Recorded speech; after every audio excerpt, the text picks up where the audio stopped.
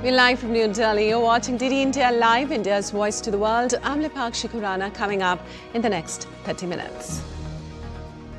US government decides to use SNAP Contingency Fund to issue partial food stamp benefits to 42 million. Shutdown matches previous record of 35 days.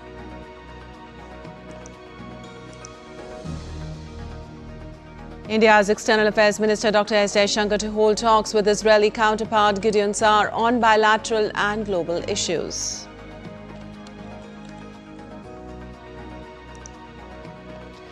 Peru snaps diplomatic ties with Mexico for granting asylum to former Prime Minister Betsy. Chávez calls the Chávez stay in Mexican embassy in Lima as an unfriendly act. OpenAI signs a $38 billion deal to buy cloud services from Amazon to power its AI ambitions. Blockbuster tech deal buys NASDAQ to end higher, defying overall sentiment.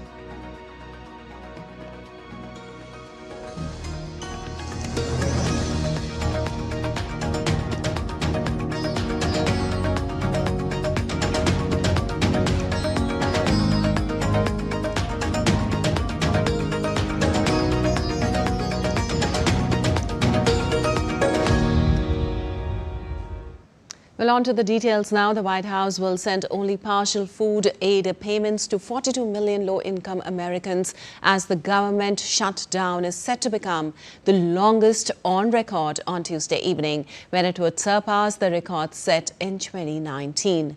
The U.S. Department of Agriculture told a federal court that it will tap into a contingency fund to allow states to issue partial November benefits under the Supplemental Nutrition Assistance Program.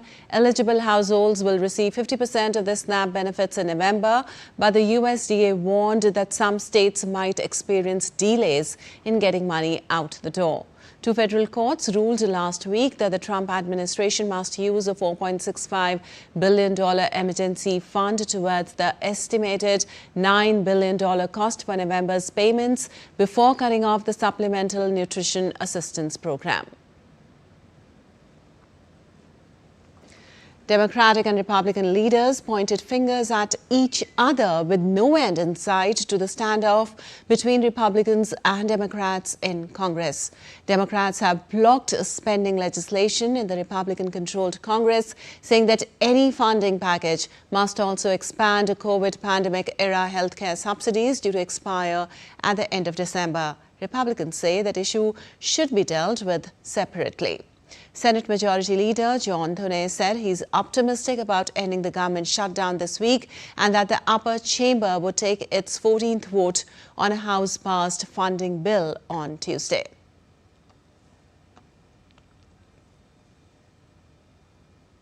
And U.S. officials delayed a new round of flights as airlines said 3.2 million air passengers have been hit by delays or cancelled flights due to a spike in air traffic controller absences amid government shutdown.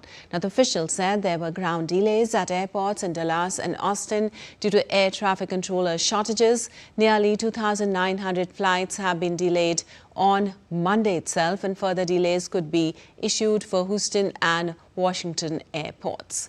The shutdown has forced 13,000 air traffic controllers and 50,000 Transportation Security Administration officers to work without pay and snarled tens of thousands of flights. Now, earlier, Transportation Secretary Sean Duffy warned the Trump administration would shutter the U.S. aviation system if he thought an ongoing government shutdown was making it too risky to travel.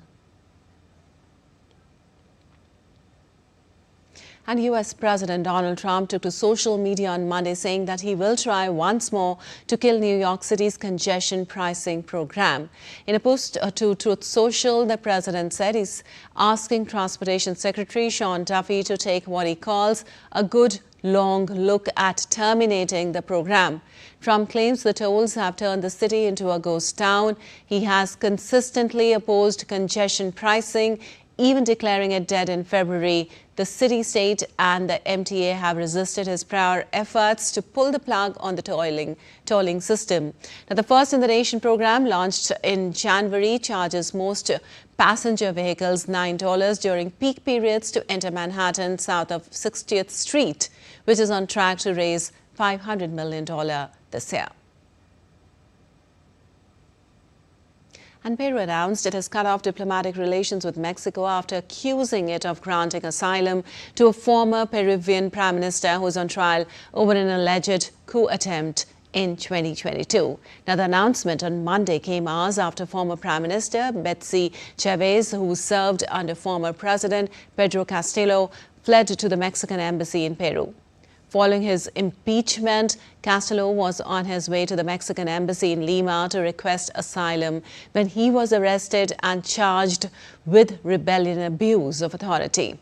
Chávez was charged alongside him. Chávez's lawyer, Raul Nobleca, said he had not heard from his client in several days and was unaware of whether she had requested asylum. Now, Chávez, who served in Castillo's cabinet as Minister of Culture, was appointed as Prime Minister in November 2022 amid a months-long standoff between the President and the Congress. In December 2022, Peru expelled Mexico's ambassador after Mexico granted asylum to Castillo's wife and children. And Germany pledged €65 million in development aid to Ghana on Monday. German President Frank-Walter Steinmeier announced that Berlin would provide €65 million in development assistance to Ghana to support renewable energy. Also, industrialization and digital transformation projects to be supported. Steinmeier made the pledge after talks with President John Mahama in Accra during a three-day state visit focused on trade, technology and regional security. Now, the funds, which still require approval from the German parliament, will be channeled through Germany's Development Cooperation Framework. Steinmeier described Ghana as a key regional partner and commended its role in peacebuilding through ECOWAS.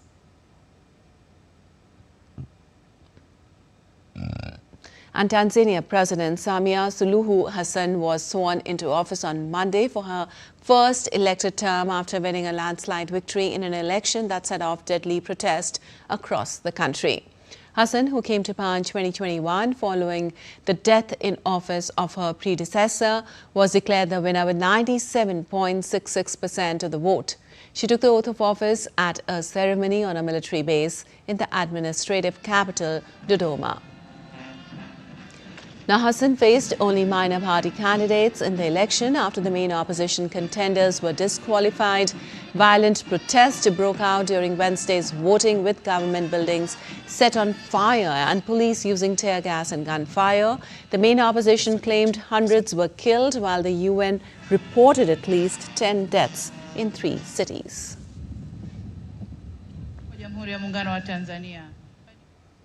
And protesters gathered outside the Serbian parliament in Belgrade in a rally against President Vucic's government. Now, despite heavy rain, wind and loud music blaring from government-installed speakers, hundreds joined the protest. It is the latest in the now year-long wave of demonstrations in Serbia, ignited by the collapse of a train station roof in Novi Sad, which killed 16 people in 2024.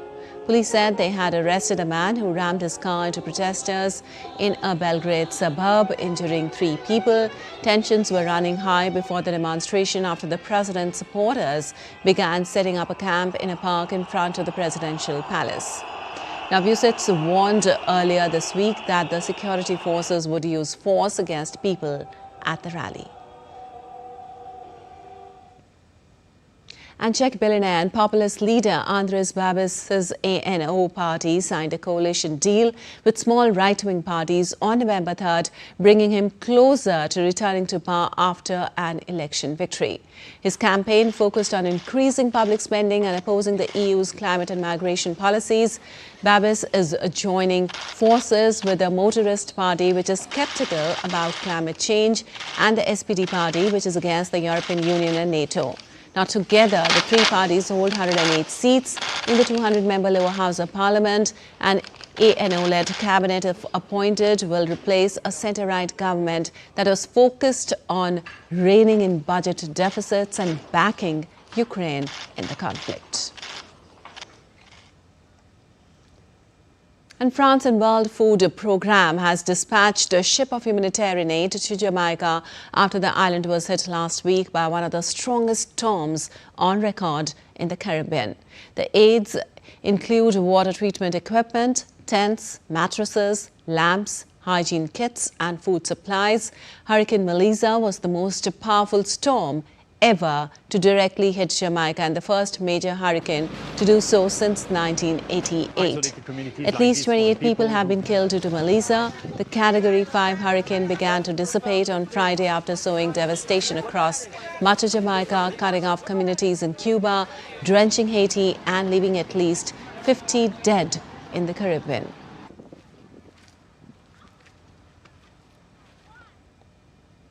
And the long-awaited Grand Egyptian Museum, the world's largest archaeological museum complex dedicated to a single civilization, officially opened its door to the public on Tuesday.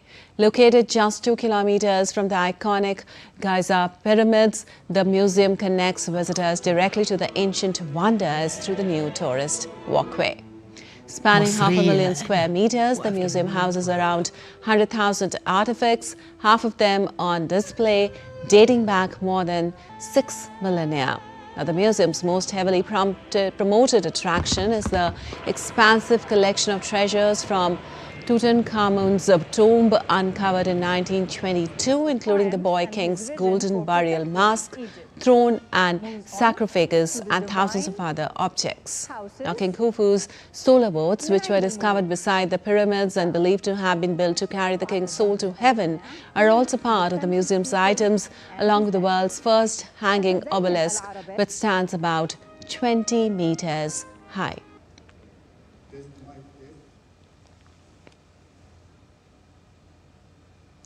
And in 2016, the Paris Agreement came into force, a defining moment in the world's collective journey to combat climate change. Now, today, India is one of the few major economies on track to meet its nationally determined contributions under the Paris Agreement. DD India's Tapas Bhattacharya gets you this report.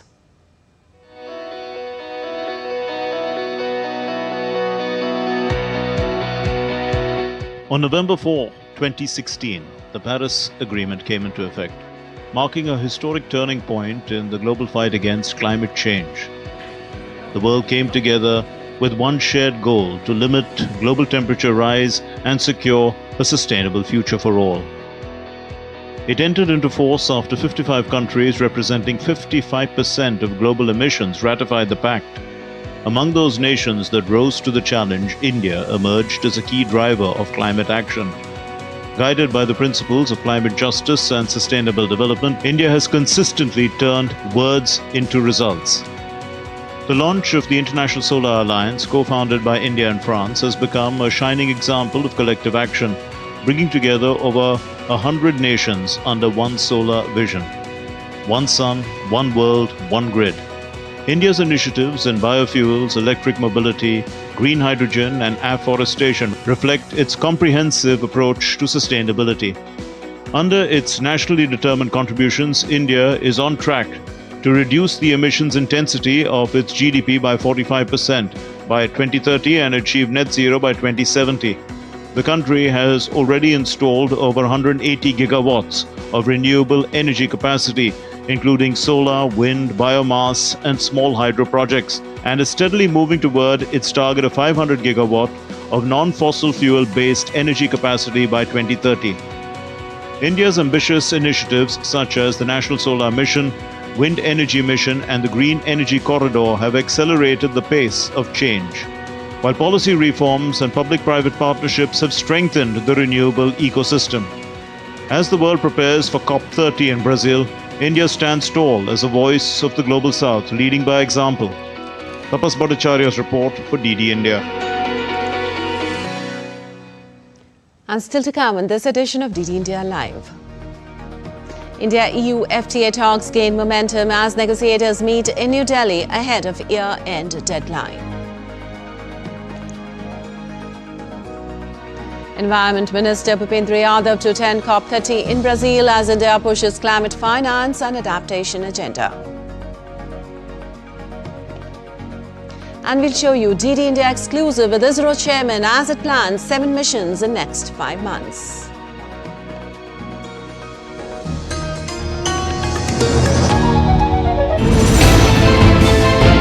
Geopolitics and trade deals. Economic challenges amid development. Hard work and the path to prosperity. It's the economy always. Between walkers, money is what money does and says. Supply creates its own demand. Between the bulls pulls and bears tears. When supply chains globalization and India rises to the podium. We'll get you centered with the economic brief at 8 p.m. every Thursday on DD India.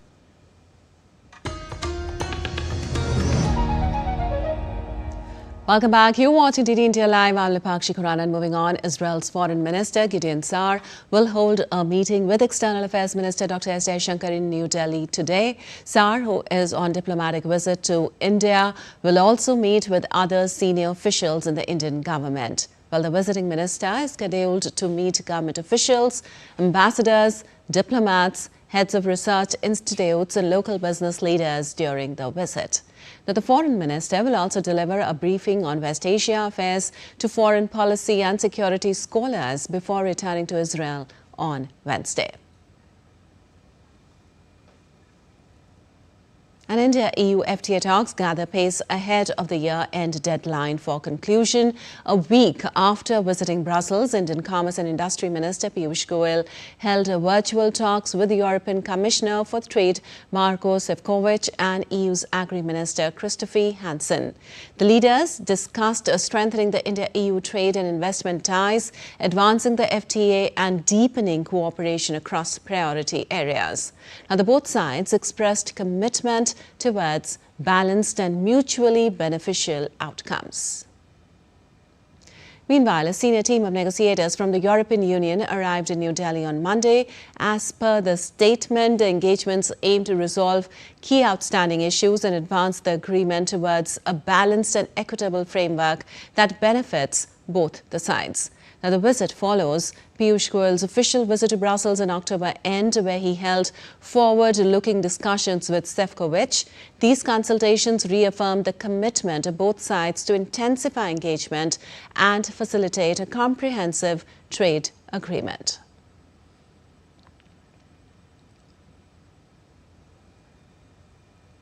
And India and Portugal held the 5th round of Foreign Office consultations in Lisbon, where both sides reviewed the full range of bilateral ties and discussed key regional and global developments. Now, the Ministry of External Affairs spokesperson Ranjit Jaiswal shared details of the meeting on X, noting that both sides reviewed bilateral relations and exchanged views on regional and global issues of mutual interest. As part of his visit, Secretary West in the Ministry of External Affairs Ambassador Sibi George also called on Portugal's Secretary of State Ana Isabel Xavier. The meeting focused on strengthening political dialogue and expanding cooperation across trade, education and mobility. Now, the latest consultations come at a time when India and the European Union are working to advance the proposed free trade agreement. And India's Environment Minister Bhupendra Yadav will be visiting Brazil to attend the 30th UN Climate Change Conference beginning November 10th in Belém. The Indian delegation will discuss climate finance, indicators, rationalize adaptation, new technology and other issues. An early Heads of State summit is scheduled for November 6 to 7 to allow for focused high-level discussions and better organization. Now, Brazil on Monday opened 3 weeks of events linked to the COP30 Climate Summit, hoping to showcase a world still determined to tackle global warming. That may be tough in a year marked by economic upheaval and cancelled US commitments. Brazil's turn as this year's host marks 33 years since the Rio Earth Summit, where countries first signed the United Nations Treaty committing to tackling climate change. Well, the summit has since developed into a major multilateral forum, bringing rich and poor countries together with scientists and civil society to address the climate threat. But it has so far failed to halt the rise in carbon emissions, though the pace has slowed. About 40% of industrial-era emissions in the atmosphere have been released since the treaty was signed. And in a good news, ahead of COP30, Brazil recorded its biggest annual fall in greenhouse gas emissions last year since 2009. According to statistics released by Brazil's Climate Observatory on Monday, the gross emissions of Latin America's biggest country fell by 16.7% year-on-year. The reduction in emissions were attributed to the success of government in fighting deforestation, being seen as a boost for President Lula da Silva as he prepares to host UN climate talks. Since Lula's return to the presidency in 2022, the rate of forest clearance in the Amazon, the world's biggest tropical forest, has fallen steadily. Lula has pledged zero deforestation by the year 2030.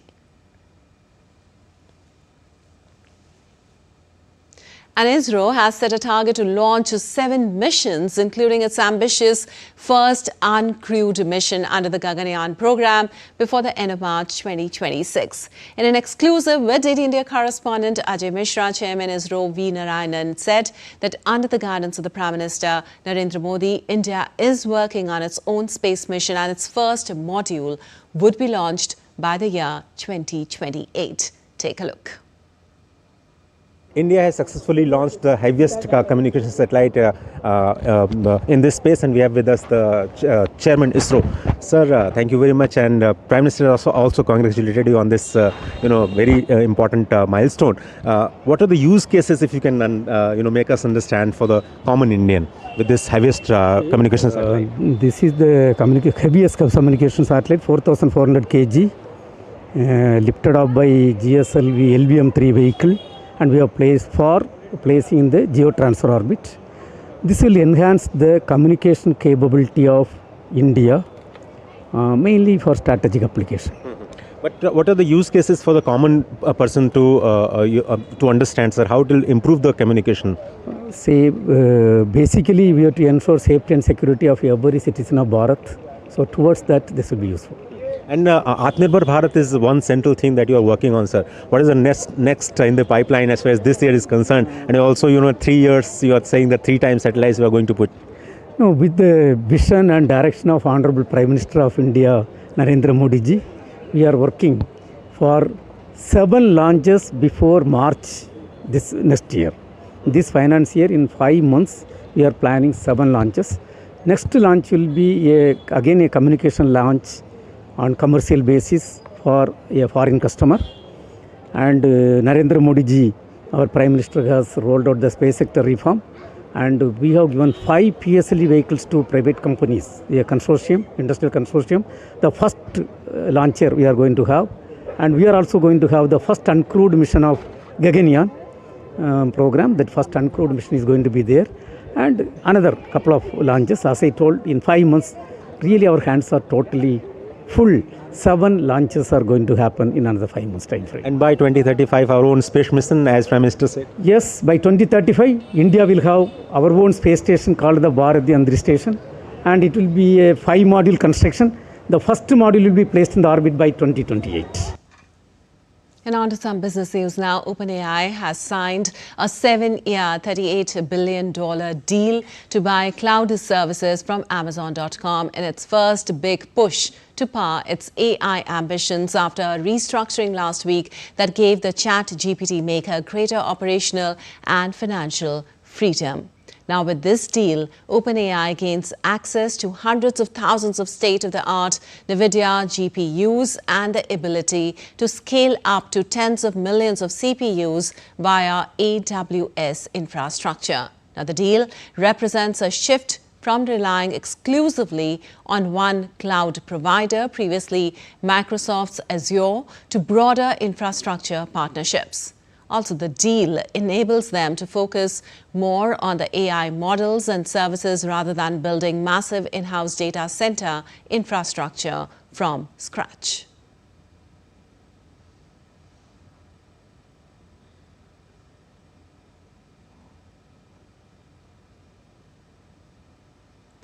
Well, for Amazon, the deal is a strong endorsement of Amazon Web Services capabilities to support large-scale AI workloads.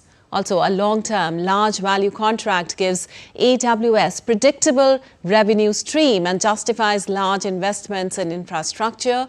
AWS can build large clusters, benefit from scale, and spread its infrastructure cost. The publicity and market reaction strengthen its brand and competitive standing.